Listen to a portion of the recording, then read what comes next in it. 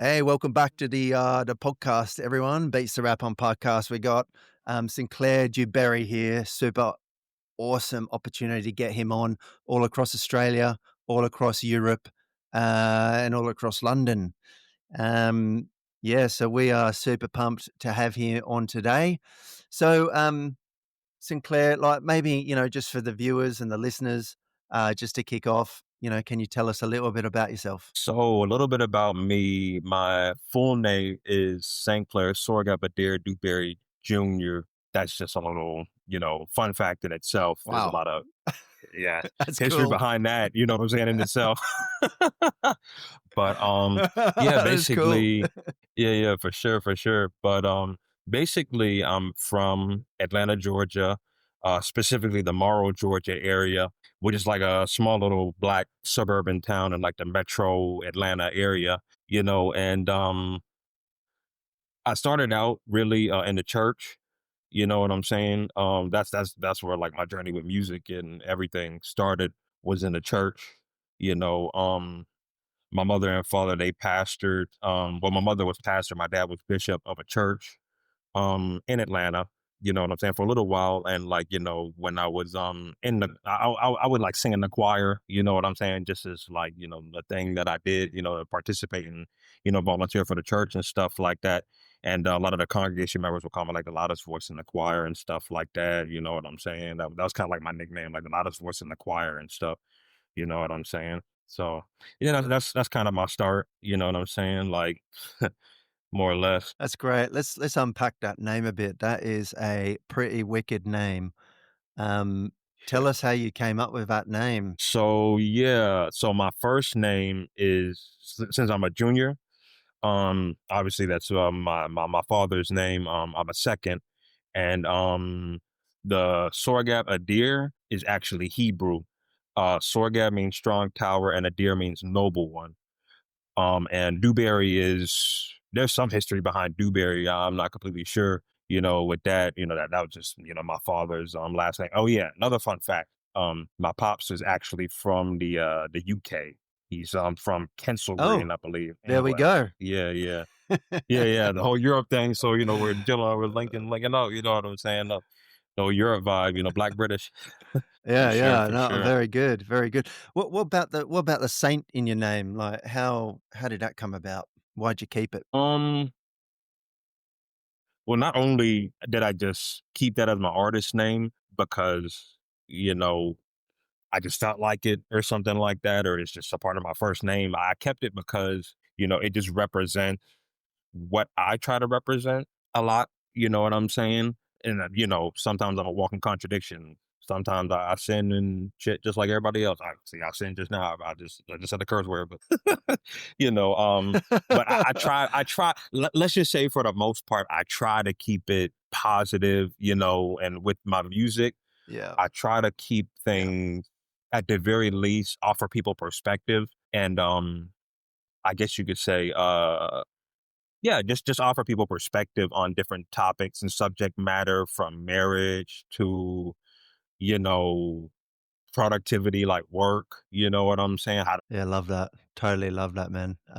So let's go all the way back. Let's get the listeners, understanding who you are, where it all started. Take us all the way back to when you were just a wee little fella, and you started getting into it. First of all, I just want to comment on how you said "wee little fella." That was pretty dope. I like the whole English part. The "wee little fella." I like that. That's pretty cool. Pretty cool.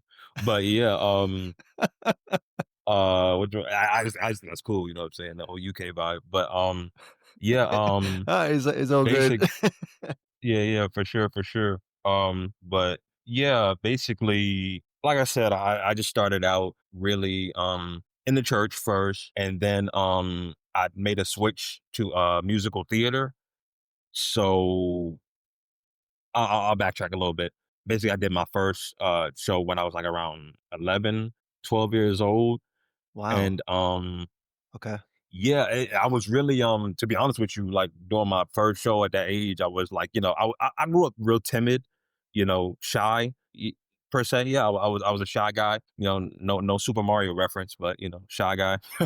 And yeah, basically that's how I started out, and like my father, he heard a radio ad for a local play. Like this is back when I was living in Orlando. After I moved out of Atlanta, me and my parents moved to Orlando, Florida, and there was a radio ad for a play that they were or a show that they were putting on. And they were like having like a local audition and stuff like that. And it wasn't my idea. It was actually my dad's idea. He said, "Yeah, why don't you try out for it?" He like, he was very bold about things, you know what I'm saying? And I was like, "Really, me? I should try out for that?" And I said, "Okay, I guess." You know what I'm saying? So basically, to make a long story a little bit shorter, I just did it. I tried out for the play, and I got one of the major roles in the play. The play, by the way, is The Wiz, which is basically like the urban black version of The Wizard of Oz, as you probably already know.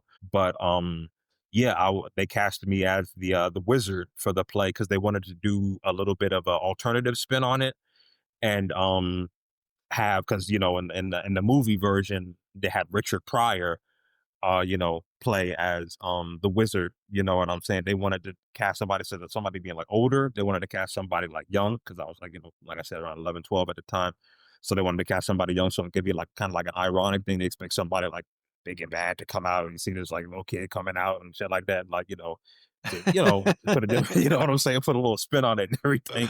So yeah, I got That casted is for it good. and yeah, and it was something else because I was like the first because it was a weekend show. It was like over the course of obviously the weekend, Friday, Saturday, Sunday. And another thing, fun fact, it was actually my birthday weekend that we had this Oh, show. shit. That Saturday was my birthday. I turned 12 years old. And yeah, anyway, back to my story. I was like beyond like I had the butterflies, nervous, you know what I'm saying? Like I gotta remember all these lines and you know what I'm saying, sing and dance and do all this shit. You know what I'm saying? But I don't know, when I got out there, it's like it was almost like a, you know, for lack of better words, like a Beyonce, Sasha Fierce type moment. You know what I'm saying? It's like you just turn into like this different person. I just turned like this different person. You know what I'm saying? Stuff like that. And yeah, it was basically from that point on is when I got like the creative bug. Like I just like to be creative, and do, creative shit and everything like that. So basically from there, um I started doing like, local plays and stuff like that around the Orlando area. And after that is when basically my mother, and this is where my mother comes into play. She had taken me to this I guess you say, yeah, it was like an audition for a workshop for acting. And they were like basically looking for people like to train, like, in film and like television and stuff like that. And one of the what was she? It was managers, one of the managers there, she I didn't know she was a manager at the time. Obviously, I was going into, audition and like, train and stuff like that. But basically we did a side, which is in acting, like just like a snippet of like a commercial or like a commercial side. And they test your voice, see if you like, have any musical talent to sing or whatever and stuff like that. So basically I went in there and auditioned and stuff like that. And from there, um her name is Nita Brochu. She had casted not casted me, but she basically had signed me to her management company from there to move out to LA. So from there we basically moved. You know what I'm saying? At that point it's like, you get a shot to like, do what you love to do. You know what I'm saying? We just decided to eventually move out there and stuff like that. And she was my manager for a little while. And another fun fact, Nita Brochu is actually Doug Brochu's mother because I was auditioning for Disney Nickelodeon television Oh, pilots while wow. I was out there. That's So, crazy. like Doug Brochu, he was on I forgot what show he was on, but he was on one of those Disney shows, but his mother was managing me. And from there I basically, went on a lot of auditions and stuff like that out in the LA area. And from there, I did a couple of things like some work and stuff like that. A couple of commercials. I did for like a lot of Disney, like Alien Ant Farm or Ant Farm was one of the shows. It was like Oh, wow. Yeah, that was yeah, huge. Uh, Yeah, yeah, yeah. I had auditioned for that. I was one of the like the first. I forget what role it was. My memory ain't the best. But auditioned for I think like the black kid on there. I was one of the I was auditioning for one of the main roles for that. And there was a couple couple of Nickelodeon shows I was auditioning for and stuff like that, Disney stuff. Because I was 18 to play younger, which basically in the industry, which you probably might already know, means that like you're over the age of 18, so you yeah, get all of the work. You could get to do like all of the work stuff that, kids can't do, like under the age of 18. Like you could yeah, stay past like midnight, stuff like that. You're able to work, on the set like past a certain time, but you look younger than 18. So you're playing, kids roles. You know what I'm saying? yeah, So, yeah. like I said, I did a couple of things out there.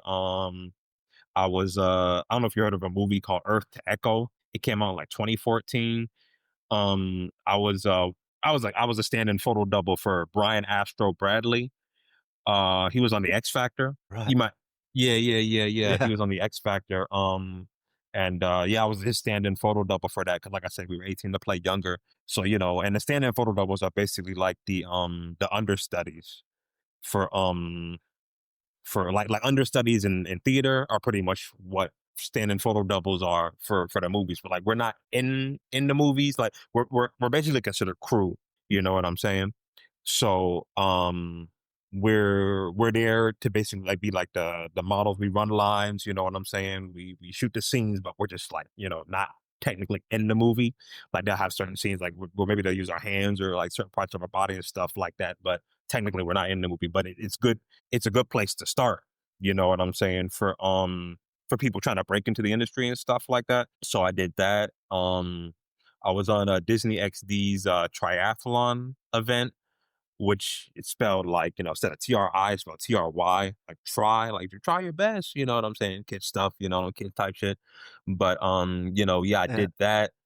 And I met Kevin Love from the Minnesota Timberwolves. I don't know if he's still on that team, but he was basically on our team on the triathlon event. So it was me, Yeah, right.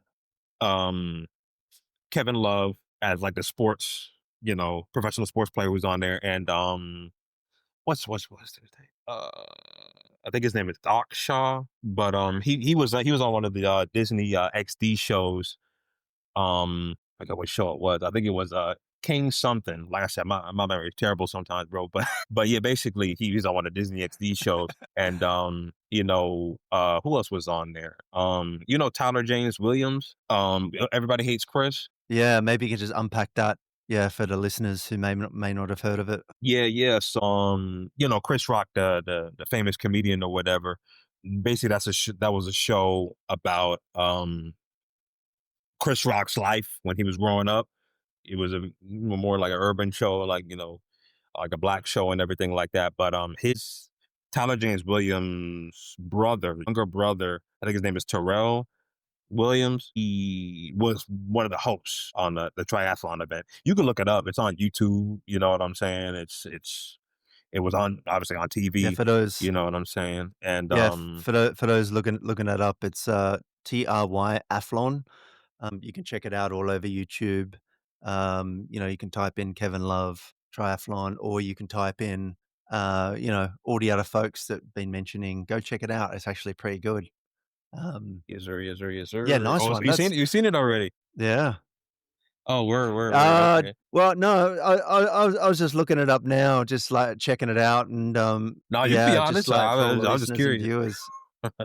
For sure, for sure. No, Yeah. no, I was just looking it up now. Yeah, yeah. And, just for all the listeners and things like that, yeah, you can just jump onto YouTube and check that out. That's really interesting. So when you were like little, wee fella back then, when you were kind of growing up, getting a little bit bigger, um, and then, you left Atlanta and you moved to LA, right? You're now based there. I guess, what did your early church community music experiences, teach you about performance and arrangement? That's a good question. Um, so I would say that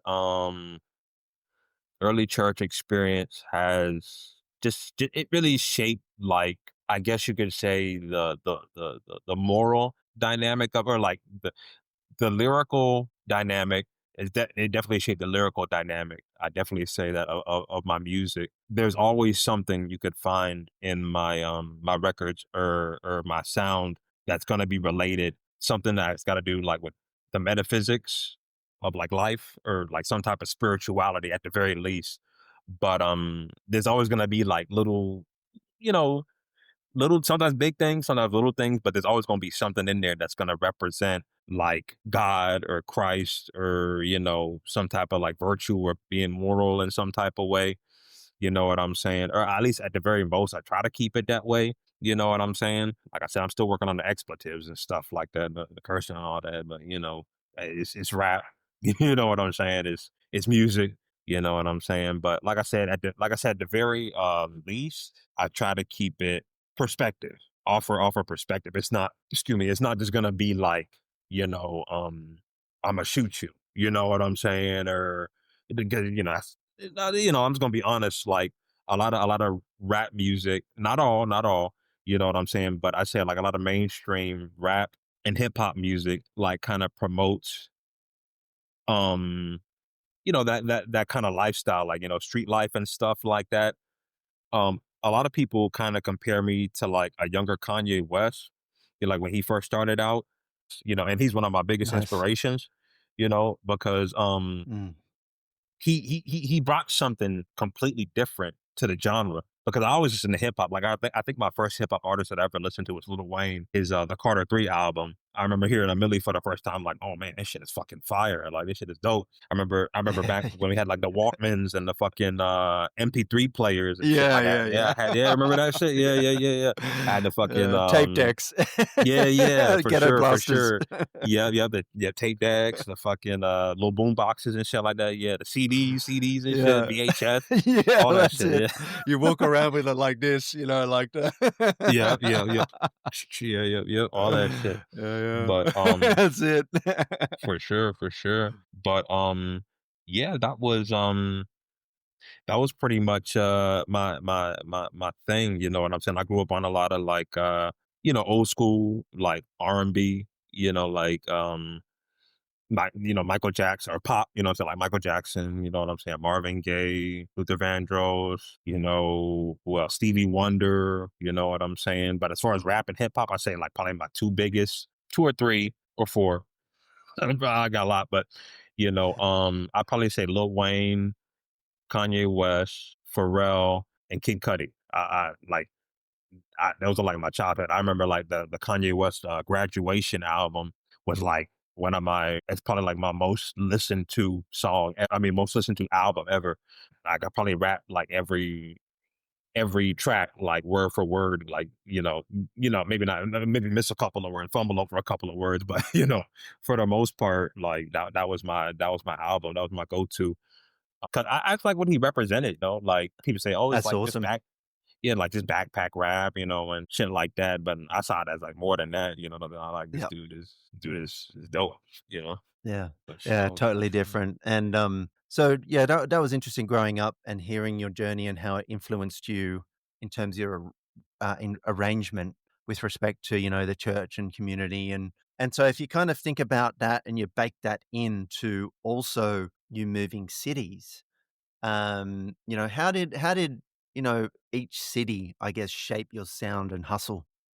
Oh, that's another good question. I say okay, so to go back to my roots in Atlanta, um, my parents' church, like where they got ordained at, is Philadelphia, Church of God in Christ, ICOGIC, Church of God in Christ.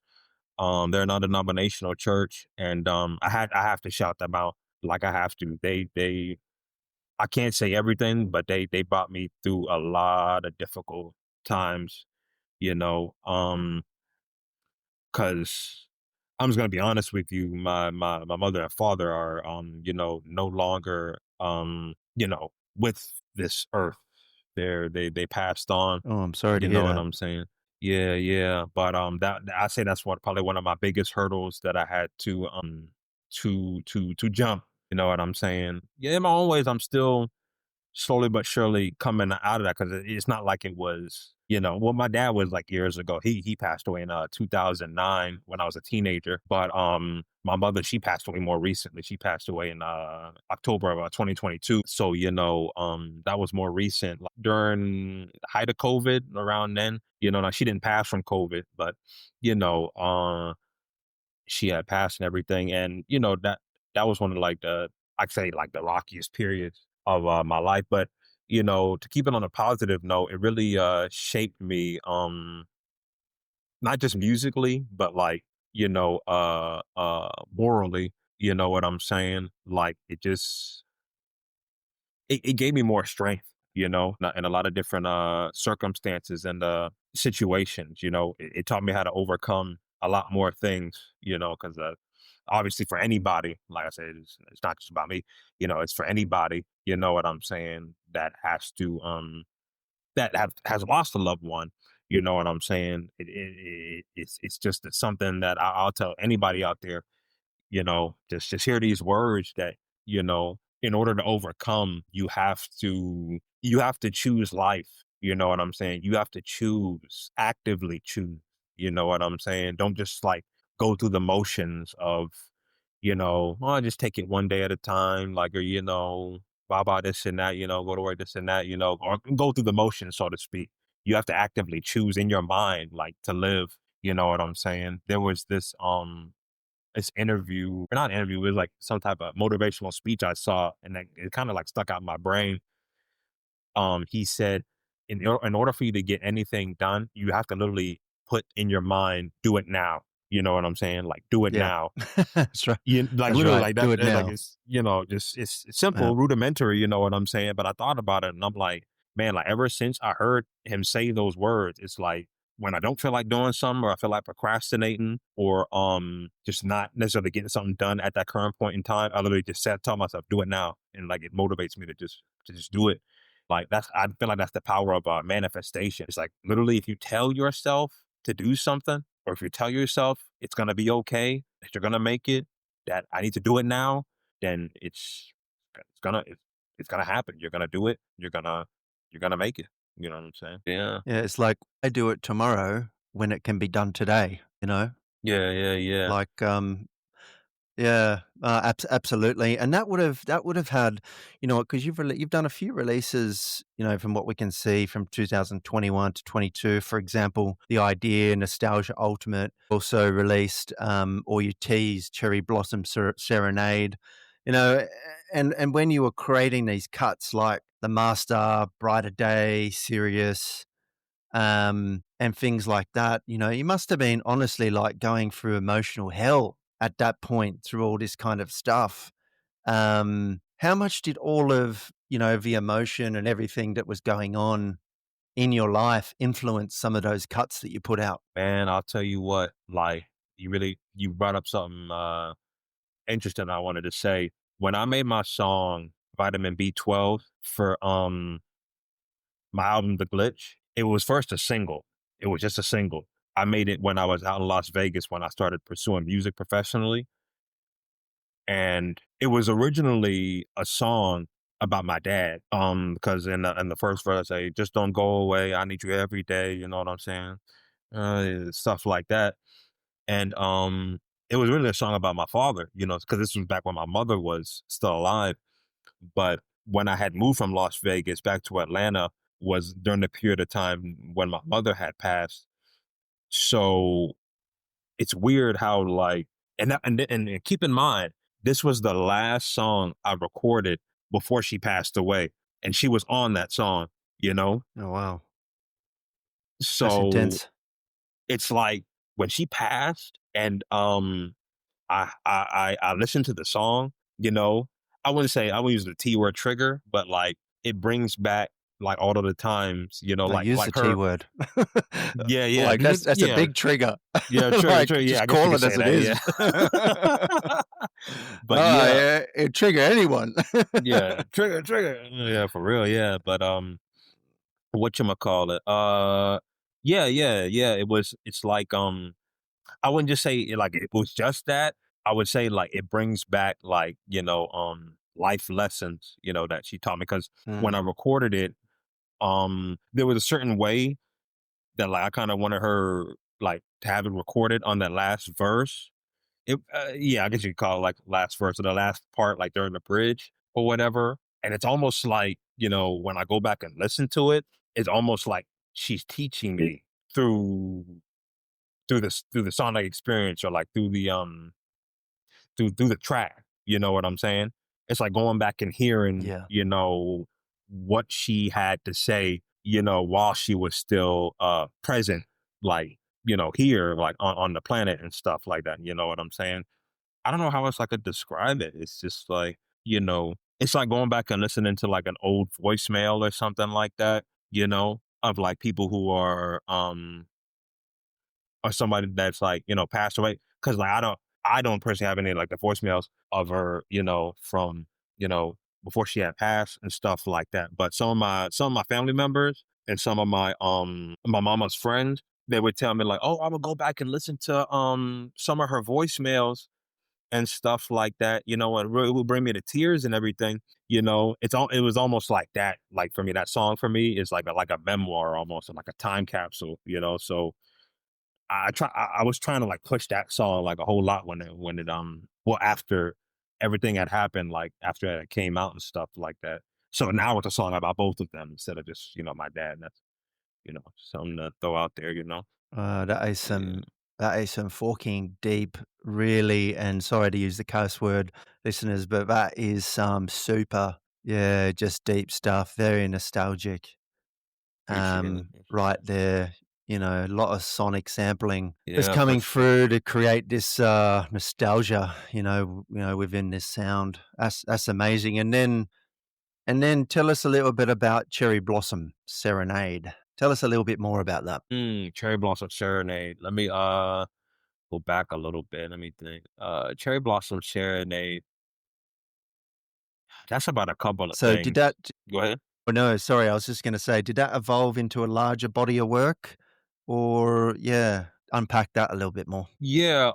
So Vitamin B12, the Cherry Blossom Serenade, Rain, and all of the tracks that weren't released as singles came out on my album The Glitch. And that was another one of my favorite albums to make. That album pretty much was everything that culminated after my mother passed away. You know what I'm saying? As I explained earlier about like with vitamin B12 and everything. But yeah, that pretty much was a culmination of, the tumultuous time I had after my mother had passed away, because that'd be a major life change for anybody. Like I said, it ain't just me thing, it's anybody, you know what I'm saying? So yeah, Cherry Blossom Serenade, that's about like a couple of things, I kind of like discuss like in the first verse I discuss like death and street life and what it could do to you. You know what I'm saying? Like, I said like a mother cries to herself on the side of the street, another horrific defeat. He stepped on his life like a soccer ball cleat. You know what I'm saying? So I kind of like discuss Mm, like that, like especially like in like the black community and stuff like that, where street life can eventually lead you to. Uh, it's also about like romance to a certain extent. I said that like a question. Yeah, it is about like romance. Know what I'm saying? nice. Yeah, I said, I Yeah, don't know, it's yeah. about romance, maybe. I I don't was like, know. yeah, I was like, I'm not sure I can answer that question.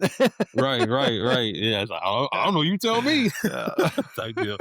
But yeah, yeah, it Yeah. was about romance and basically about because in the intro I'd say about the counterfeit has to come before the authentic arises, and I'm basically talking about like romance in a sense to where sometimes you have to go through like a bad relationship or a toxic relationship before you can meet the partner that's actually meant for you.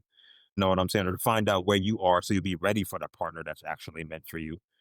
So that's mainly where I'm getting at with that, and like, with love and like basically like love and death. I know that like on a polar like spectrum, but like, I guess you could say they're kind of relating this sense, I guess, you know? That is awesome. So fast forward a little bit from The Glitch to I'll Live Forever. It's just popping.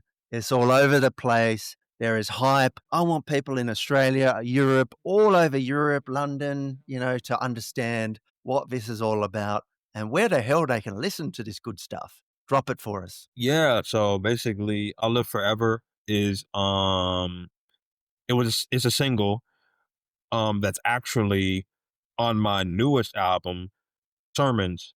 But yeah, it's one of my newest singles. You know what I'm saying? That song is like, you know, I don't know what was running through my mind when I made that. It's like, I just wanted to make something really experimental. I guess that was, yeah, what was running through my mind, something experimental, you know. As far as I really wanted to focus more on the production rather than like the vocals as much, just Yeah. really on like, the drum kits, you know what I'm saying, that I used, and the sampling on it. The sample on there, if you heard the song, the sample on there is actually from this Grammy award winning artist. I cannot talk today. Grammy award winning artist, RAYE. I think it was like last year's Grammy or something like that. She had one or something like that. But yeah, basically that was the first time I heard about it when I watched the Grammys, and I was like, I want to, try and sample one of her tracks because I was listening to some of her music, and I was like, I really her sound, her production, her vocals, like everything's kind of cool. And I think she's a UK artist actually, if I'm correct. I think she's from the UK. But anyway, yeah, it was one of her songs that I had sampled on there. I used that sample and basically my own, like I said, my own drum kits and stuff like that. Because you hear in a certain part of the song when she's saying sniffing, sniffing, coke, coke, coke, coke, sniffing, sniffing, coke, coke, coke, coke. That's Yeah. her voice. You know what I'm saying on there. But it's basically the track goes like girls on the back and front seat, on the back seat sniffing cocaine, something like that. On the back from the back seat sniffing cocaine. But I just kind of like flipped the Yeah. sample and like I just made it into like sniffing, sniffing, coke, coke, coke, coke. To make it like a little bit more rhythmic. You know Nice. what I'm saying? Than melodic. But yeah, Yeah, and yeah. tell us a little bit about so that's Ray, by the way, RAYE, just for those, yeah, who wanna check out that, definitely, go straight where can they wait, before we go, where can we find all these awesome tunes? Tell us a little bit more about Sermons and how that all came about, like, where'd you come up with the name? And, let's talk about a couple of more tunes on that track sorry, on that, album. Yeah, so basically Sermon is my newest album.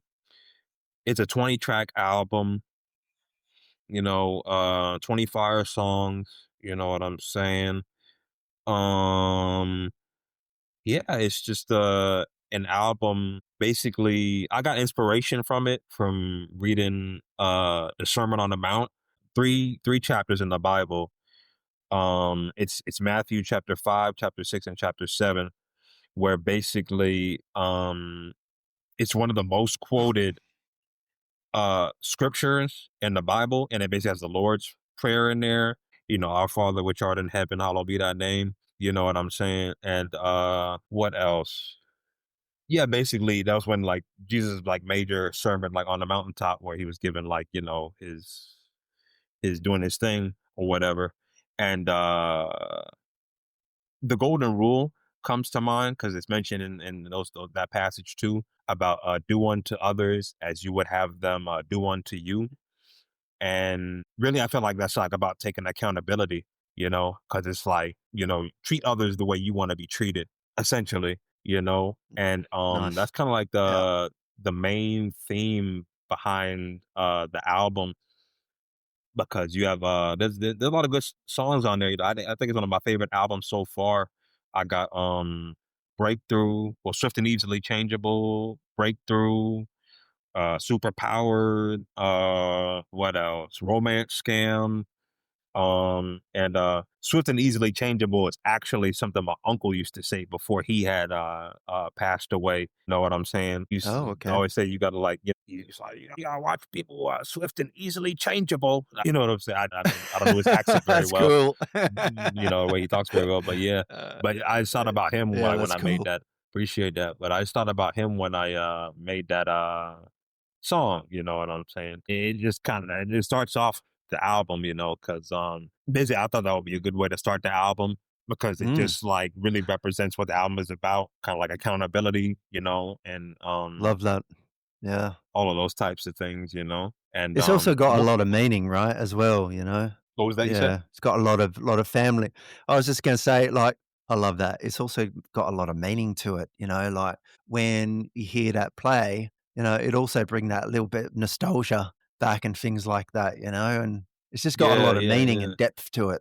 I love that. for sure. So where can all the viewers and listeners start listening to. So, you know, obviously what we'll do, and just all the listeners, we'll create his profile on Beats the Rap on platform, full profile. You'll see all of photos of who he is, links to some of his YouTubes, all links to all of his digital streaming platforms and everything like that. Is there anywhere in particular you might want to send the listeners to, or anything like that? Everywhere, everywhere is singing. No, it's joking. But Everywhere, baby. right, right. That actually used to be my my location on a SoundCloud. I just put everywhere United States. I don't know, that's kind of contradictory, but I had to put United States on there, so I just put everywhere United States, you know. But now it's Atlanta, Georgia, because you know you gotta have direct location and stuff like that. But yeah, they could come find me on Spotify, on obviously all the music streaming platforms. You know what I'm saying? Follow me on Instagram at Saint Dub. That's SAINT, like St. John, St. Paul, but just Saint DUB Dub, like riding on dubs. I'm mainly active on there a whole lot. Where else? YouTube at Sainty Boy, SoundCloud at Sainty Boy. Yeah, I'm around. Yeah, Come find me. love all that. So, and again, just for the listeners, all of these links will be in the podcast, and you can find this podcast on any of the major platforms as well. And all of the links will be in the podcast description. Plus, all of the links will be on his profile on the Beats to Rap on platform, and he'll be appearing on the homepage as well as a featured artist and creator.